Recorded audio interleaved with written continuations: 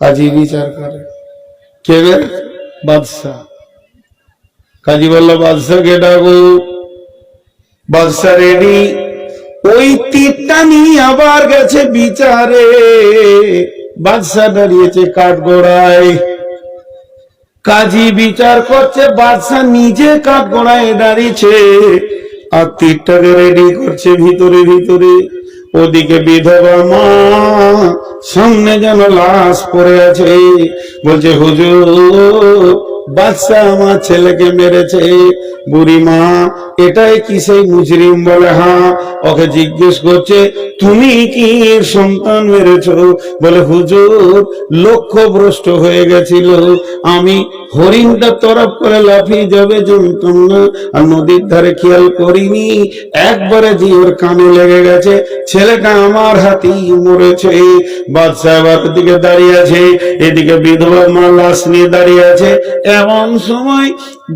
এমন সময় কাজী ফয়সালা দিচ্ছে, জাল্লাদ বাদশাহ পেছন দিকে হাতটা বেঁধে গর্দনটাকে উড়িয়ে দাও। বাদশার পেছন দিকে হাত বেঁধে নিয়ে আসছে, গর্দন উড়িয়ে দেবে। বাদশাহ তীর কেন এনেছিল? তীরটাকে এরকম তুলে বিচার শেষ হলো, আর কাজীর দিকে নিশান করে বলছে, কাজী তুমি বেঁচে গেলে। যদি আজকে তুমি অন্যায় বিচার করতে, আমাকে বাদশাহ মনে করে, ওকে গরিব মনে করে, তাহলে আর একটা তীর ছেড়ে তোমাকেও জিন্দেগি ছাড়িয়ে দিতাম। আমি ন্যায় বিচার পেয়ে গেছি, আমি খুশি হয়ে গেছি। আমার গর্দন চলে যাক, আমি মরে যাই, কিন্তু আমার জান ঠান্ডা হয়ে গেল যে আমার দেশের মাটিতে এখনো ন্যায় বিচার আছে। ন্যায় বিচার কাকে বলে? বাদশাহ যখন এবারে জাল্লাদ নিয়ে এসছে, তালোয়ার খাপ থেকে বের করেছে, তখন বুড়ি বলছে, একটা তো আমার মরলো, তো ওটা কেন মারবে? বলছে এটাই বিচার। বুড়ি বলছে বাদশাকে কি বাঁচানো যাবে না? কাজী বলছে না, পৃথিবীর কেউ ওকে বাঁচাতে পারবে না, শুধু একটাই রাস্তা আছে ওকে বাঁচানোর, সেটা আপনি যদি মাফ করে দেন। যেহেতু সন্তানের মা আপনি যদি মাফ করে দেন তো বেঁচে যাবে। বুড়ি বলছে, কাজী সাহেব আমি ওকে মাফ করে দিলাম। তখন বাদশাহ বলছে, ও মা, সন্তান তো একটা মরেছে, তো আমাকে তুমি সন্তান মনে করে দিয়ে আমার কাছেই তুমি থেকে যাও। ন্যায় বিচার। জি, হযরতে ইমাম মাবিয়া মদিনার মিম্বরে খুতবা দিচ্ছে, কি বলছে দেখেন ভাষাটা, আপনি এখনই রেগে যাবেন। এই জুমার লোক সব শুনে লাও, তোমাদেরকে বলে দিছি, বাইতুল মাল আমার নিজের মাল, আমার যা মন যাবে তাই করে খরচা করব, তোমাদের কথা শুনবো না। একটা গোটা খুতবা খালি ওর উপরে দিল, বাইতুল মাল আমার নিজের মালের মতো, যা মন যাবে তাই করবো, একজনও মুখ খুলবি না তোরা। একটা জুমা চলে গেল, আবার দ্বিতীয় জুমাতে একই খুতবা চালাইছে, তৃতীয় জুমাতে একই খুতবা চালাইছে। যখনই তৃতীয় জুমাতে খুতবা শুরু করেছে, আরো একই বিষয় বলছে, একটা দেহাতি সাদা সিধে লোক দাঁড়িয়ে গেছে মসজিদে, যে বলছে, এই মাবিয়া, মুখ সামলে কথা বললে এলে তোর জিভকে টেনে ছিঁড়ে বের করে দিব। বাইতুল মাল তোর বাবার মাল, তো একদম দুটা জুমার সহ্য করেছে, এটা 3 নম্বর চলছে। তুই জিভ সামলে কথা বল, নাহলে তোর জিভকে এরকম ধরবার টেনে বের করে দেবো। শক্তিমান মানুষ ছিল তো, লোককে ভয়ে কিছু বলেনি, আর দিহাতি লোকটা বলে দিয়েছে। তখন ইমাম মাবিয়া মিম্বার থেকে আস্তে করে নেমে দিহাতিকে গালে বুকে জড়ায় ধরে 2 গালে 2টি চুমা দিল, কপালে চুমা দিল, দিয়ে বলল, চোখের পানিতে বন্ধু তুমি আমাকে বাঁচালে। তাহলে শুনে নাও, এই খুতবাটা আমি কেন দিছি? এই খুতবাটা আমি প্রথম জুমায় দিলাম টেস্ট করার জন্য। আল্লাহর নবী বলেছেন, বাইতুল মালের যখন অপচয় চলবে, তখন কিয়ামত চলে আসবে, আর যে বাদশা বাইতুল মালের অপচয় করবে ওই বাদশাটা জাহান্নামে যাবে। তাই আমি প্রথম খুতবাটা দিয়েছিলাম, আর তাকে প্রতিবাদ করার কেউ থাকবে না। জেনে নাও ওই বাদশাটা ধীরে ধীরে জাহান্নামে চলে যাবে। ও আমার বন্ধুরে, প্রথম জুমাতে খুতবা দিলাম, তা কেউ প্রতিবাদ করলো না। আমার 7 দিন ঘুম হয়নি, না জানি আমি কি সেই জাহান্নামীটা। তারপরে দ্বিতীয় খুতবা দিলাম, তারপরে কোনো প্রতিবাদ পেলাম না। আজকে 14 দিন আমার চোখে ঘুম নাই, কেন প্রতিবাদ হচ্ছে না? তাহলে আমি কি জালেম বাদশা? আজকে তুমি প্রতিবাদ করে বুঝিয়ে দিলে না আমি এখনো জালেম নয়। ভাই আমার ওটা খুতবা ছিল না, ওটা আমার পরীক্ষা ছিল।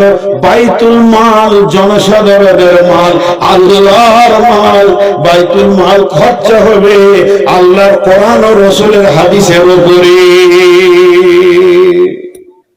তাদের চিন্তা চেতনা কি ছিল? হ্যাঁ, আর আজকে দুপুর বেলায় চাটা খেয়ে একদম লম্বা করে তেল তেল মেখে পেট ভরে ভাত খেয়ে মুহুরি মুখে দিয়ে বিড়ি টানতে টানতে এসে বিচারে বসে পড়লো। মনে হচ্ছে না আল্লাহর ওলি বসেছে, এরা কাউকে কষ্ট দেবে না। জি ভাই, তো শুনেলেন আল্লাহ তাবারক ওয়া তাআলা যারা ন্যায় বিচার করবে কিয়ামতের মাঠে আরশের ছায়াতে থাকবে। 2 নম্বর বিশ্ব নবী বলেছেন যে আরশের ছায়াতে ন্যায় বিচার করনে ওয়ালা থাকবে।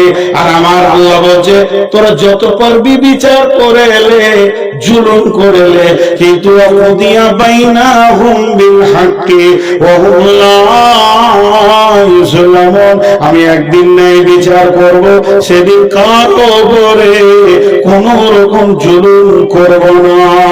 ও মা আমার বোন আমার, কঠিন কিয়ামত তত্তর করে এগিয়ে আসছে। ওই কিয়ামতটা পার করতেই হবে। 50,000 বছরে একটা দিন হবে। ভাই যতটি লোক বসে আছেন, আমার একটা কথা খালি শুনেন, একটা উঠিয়েন না। এই কথাটা বলে নিই, তারপরে উঠবেন। আমার বেটি যতটি বসে আছেন, মা বোন, উঠিয়েন না ভাই। আল্লাহর রাস্তা দিয়ে আপনাদের হাতগুলো ধরছি। আমি ঘড়ি দেখে নিলাম, আমার বক্তব্য পুরো 2 ঘন্টা হতে 5 মিনিট আছে। এসেছি 10:30টায়, কিন্তু শুরু করেছি 45-এ। তো যাই হোক, আমি আপনাদের উঠা দেখে একটা কথা বলছি।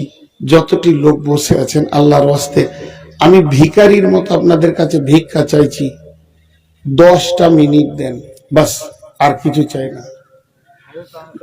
10টা মিনিট কেউ উঠিয়েন না। আল্লাহর বান্দা, আল্লাহর গোলাম, 10টা মিনিট উঠিয়েন না। আল্লাহর রাস্তায় আবার বলছি, মা বোন, 10টা মিনিট উঠিয়েন না।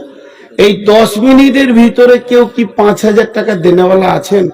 10 মিনিট হয়ে গেলে আমি বলে দিব টাকা দেন, তারপরও বসেন, একসঙ্গে দোয়া পড়ে ছাড়বো। 10টা মিনিটে কেউ আছেন একটা 5,000 দেনেওয়ালা? বেটি, আমার মা, আমার খালা, আপনারা কেউ আছেন একটা 500 টাকা দেনেওয়ালা? পুরুষরা কেউ আছেন? দেখেন কি বলছে, ওদিকে তাকান। 5,000 টাকা দেনেওয়ালা কেউ আছেন? একসঙ্গে দোয়া পড়ে ছাড়বো, ওটাই হবে সব থেকে ভালো। এতক্ষণ যখন থাকলেন, আর 10টা মিনিট আপনার কিছু যায় আসে না। জি, কত আছে? আর 2000? এই যে শোনো শোনা, ও আর হ্যাঁ, এটা তো নিলাম, এটা তো ফেরত দিইনি। আর 2000 কখন দিবে? আচ্ছা, আখতার হোসেন 5000, 500 বাকি, নগদ বাকি। আর 2000 কখন দিবে? মাদ্রাসে। হ্যাঁ, আচ্ছা, 2000 টাকা এনার লিখেন বাকি। আর কেউ আছেন? মা বোন, আপনারা 500 টাকা। আচ্ছা, এই মেয়েদের ভিতরে একটা চাদর পাঠান। আমি আপনাদেরকে মা বলছি তখন থেকে। আমাকে আমার আল্লাহ 5 বছর 6 বছর বয়সে মা নিয়েছে, এখন লাখো মা দিয়েছে। তো মা আমার, আপনাদের যার কাছে যা আছে চাদরে দিয়ে দেন শেষবারের মতো। আমি আপনাদের কাছে ভিক্ষার মতো চাইছি, যত মহিলা আছে 2-3টে চাদর দিয়ে দেন ওইদিকে। যা আর কেউ আছে? এই জানা রে বাপ, এদেরকে চাদর দাও। যাও তোমরা ছোট ছেলে, এদেরকে একটা চাদর দেন। মেয়েদের ভিতরে যাক, বাচ্চা ছেলে, হ্যাঁ মেয়েরাও তুলুক, এরাও একটা চাদর দাও। তোরা পেছন দিকে যা রে বাবা, ওই পেছন দিকে চলে যা। ইসমাইল 1000 আর একজন 500। আচ্ছা 5000-এ একটা হলো। আচ্ছা 1000 করি বলেন, হ্যাঁ 1000 উঠিয়েন না, কিন্তু বাকি টাকা দেন আর না দেন উঠিয়ে না। আচ্ছা এখানে একটা চাদর দেন, কমসে কম এখানে একটা চাদর দেন। জি দেখেন, আমি যে 10 মিনিট আপনাদের কাছে চেয়েছি, 3 মিনিট হয়ে গেল আর 7 মিনিট আছে। আমি আপনাদেরকে সবসময় রিমান্ডের মধ্যে রাখবো, যখন 10 মিনিট হয়ে যাবে দোয়া পড়ে দিব। এখানে একটা চাদর, যাও। আচ্ছা মায়ের জন্য তো 1000 টাকা দোয়া করবো, অবশ্যই দোয়া করবো। আমিও মা হারা ছেলে হয়েছিলাম এককালে। তোমরা ওই দিকে থাকো, এইদিকে একটা ঢোকেন, এইদিকে এদিকে আপনারা টাকা রেডি করে রাখেন, চাদর যাবে তো চটচট করে দিয়ে দেবেন। এইদিকে একটা চাদর ঢোকা, এইদিকে। জি মাশাআল্লাহ, দেন ধরেন, ওর সঙ্গে কেউ ধরেন, মাশাআল্লাহ তাড়াতাড়ি হবে।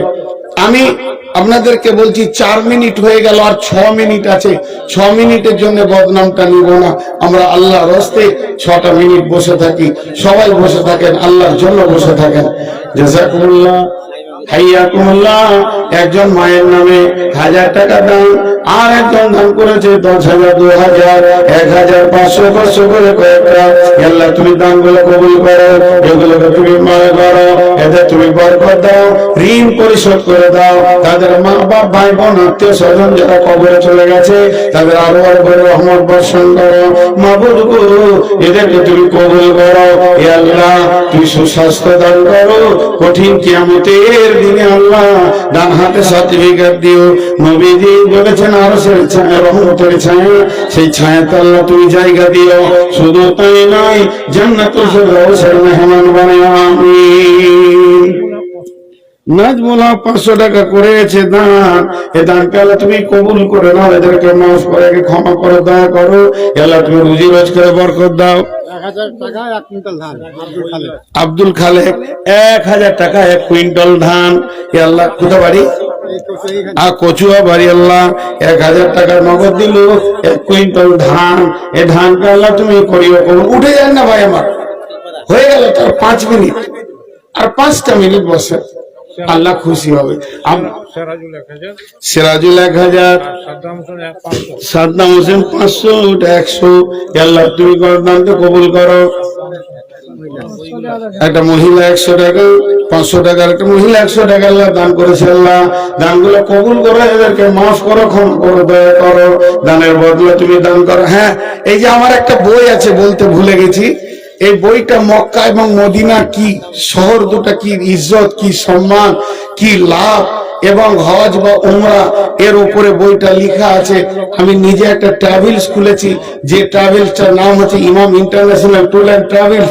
আপনারা হজ বা উমরা করতে চাইলে আমার সঙ্গে যেতে পারেন এবং খুব ভালো সার্ভিস পাবেন। সেই সাথে বইগুলো একটা নিয়ে যান। এই বই পৃথিবীতে অনেক সম্পদ করেছেন, মা বোনেরা অনেক নাকের কানের বানিয়েছেন, কিন্তু মাত্র 20টা টাকা দিয়ে একটা বই আপনি টেবিলে ফেলে যান, ছেলের জন্য, মেয়ের জন্য কিনেন এবং রেখে যান। আমি আশা করি আল্লাহর আয়াত থেকে এবং রসুলের হাদিস থেকে আপনারা অনেক জ্ঞান পাবেন। মাত্র 20 টাকা। নাম এখান থেকে নিয়ে নাও। এই তুমি নাও, হ্যাঁ নুরুল ইসলাম 2000, তুমিও নাও, 3 জন নাও। মাত্র 20 টাকা। ওইখানে চলে যাও, এখানে আসবে না, ভিড় হবে। 20টা টাকা খুচরো নিয়ে মাত্র একটা বই আপনারা